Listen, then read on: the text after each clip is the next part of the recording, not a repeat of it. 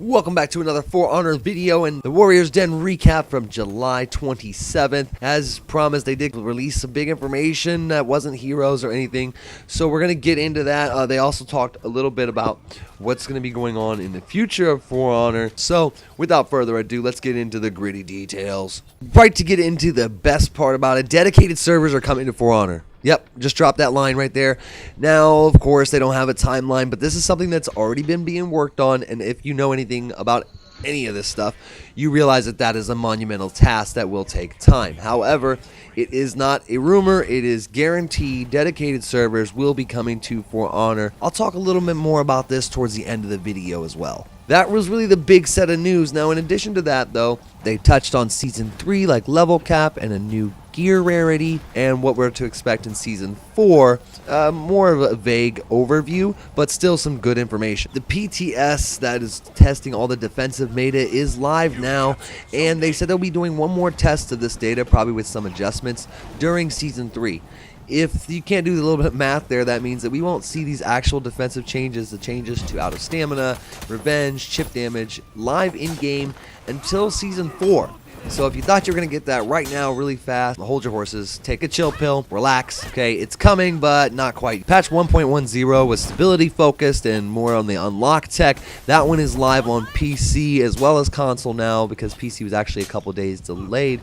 And then today, there's the Blizzard effect that is for your executions, idle, and for your emotes. So check that out. I think it's 5,000 steel in game. Now, as far as the roadmap through the end of the year, Season 3 is going to go from somewhere in the middle of August till November. And there's going to be the fight system work and hero balancing as always. Stability they're going to be working on. And then new content like weekly content, etc. Now, the cool thing though is that they're saying new game modes are coming. Not one individual one, but 4v4 new complete game modes, not just a realistic version of old game modes. So I'm pretty sure they were saying that one might even come in the middle of Season 3.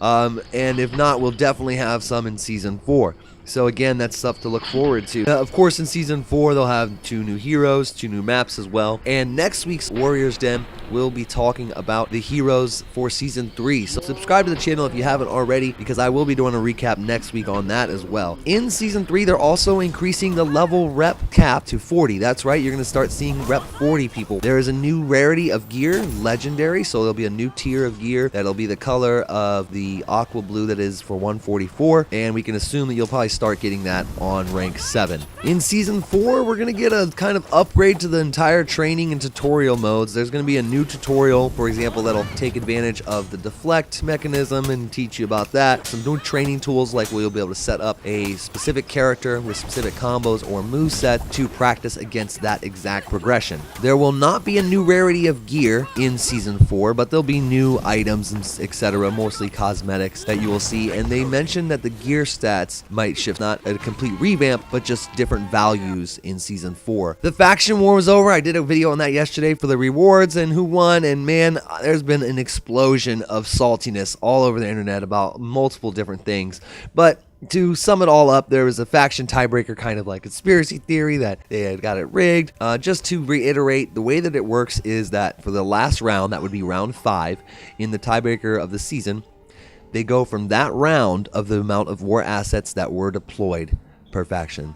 So some people were looking on the website, and that gives different values because it gave for the last turn, which is only 6 hours, and that was the confusion. There's also a lot of people complaining about the rewards themselves, but they did touch on that, saying that they wanted them to be more recognizable so that down the line you can look back and see this exclusive emblem and say, okay, that was from Season 2, or at least that you can feel proud of it while you wear it. But I can definitely agree with this logic. Now, as I said, I'll talk a little bit more about the migration to dedicated servers. They basically have 2 teams, so they're still going to be continuing work on the P2P and what we have now in the infrastructure and increasing stability, but there's also a full dedicated team to the dedicated servers. The obvious benefits of this is that you're not going to have to work about the NAT type. They're not going to be having session host migration because the server will be the host.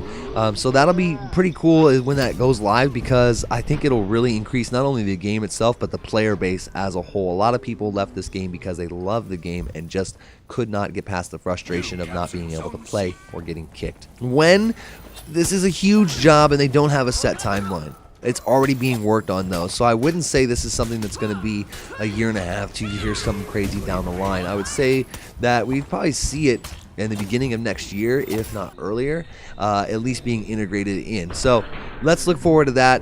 Spank that like button if you enjoyed this recap, and subscribe if you'd like more. And as always, I'll see you on the battlefield. Anubis out.